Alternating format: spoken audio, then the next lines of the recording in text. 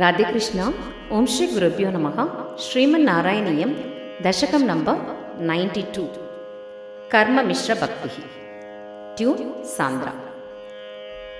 వేదై సర్వాణి కర్మాణ్యఫలపరతయా వర్ణితానీతి బుద్ధ్వా తాని త్వయ్యర్పితాన్యేవ హి సమనచరన్ యాని నైష్కర్మ్యమీశ మా భూత్వేతైర్నిషిద్ధే కుహచిదపి మనః కర్మవాచాం ప్రవృత్తిః దుర్వర్జం చేదవాప్తం తదపి ఖలు భవత్యర్పయేచిత్ ప్రకాశే యస్త్వన్యః కర్మయోగస్తవ భజనమయస్తత్ర చాపీష్టమూర్తిం హృద్యం సద్భైకరూపాం దృశతి హృతిమృతి క్వాపి వా భావయిత్వా పుష్పైర్గంధైర్నివేద్యైర్ అపి చ విరచితైః శక్తితో భక్తిపూతైః నిత్యం వర్యాం సపర్యాం విదతదై విభో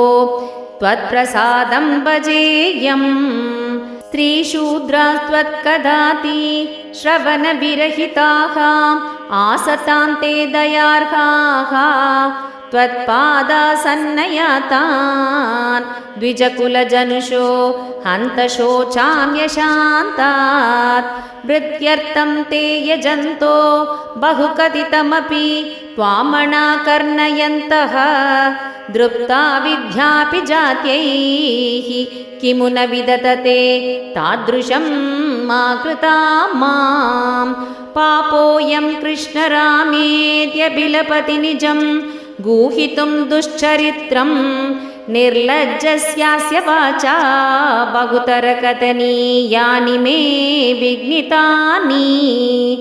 భ్రాతా మే వంద్యశీలో భజతి కిల సదా విష్ణుమిత్తం పుదాంస్తే నిందద్యుచ్చైర్హసంతి త్వయి నిహితమతిం తాదృశం మా కృతా మాం. శ్వేతచ్ఛాయం కృతే త్వాం మునివరవపుషం ప్రీణయంతే తపోభిః త్రేతాయాం శుశ్రువాక్యంగితమరుణతనుం యజ్ఞరూపం యజన్తే సేవంతే తంత్రమార్గైర్విలసదరిగతం ద్వాపరే శ్యామళాంగం నీలం సంకీర్తనాధ్యైరిహ కలిసమయే మానుషాస్త్వాం భజన్తే. సోయం కాలేయ కాలో జయతి మురరిపో యత్ర సంకీర్తనాధ్యైః నిర్యత్నైరేవ మార్గైరఖిలతనచిరాత్ త్వత్ప్రసాదం భజన్తే. జాతాస్త్రేదా కృతాతో అభిః కిల కలౌ సంభవం కామయంతే దైవా తత్రైవ జాతాత్ విషయ విషరసైర్ మా విభో వంచయాస్మాన్. భక్తాస్తావత్ కలౌ స్యుర్ద్రమిల భువి తతో భూరిశస్తత్ర చోచైః కావేరీం తామ్రపర్ణీమనుకిల కృతమాలాంచ పుణ్యాం ప్రతీచీం. హా మామభ్యేతదంతర్భవమపి చ విభో కించిదంచత్ర సంత్వయి ఆశాపాశైర్నిబధ్య భ్రమయన భగవన్ పూరయ త్వన్నిషేవాం.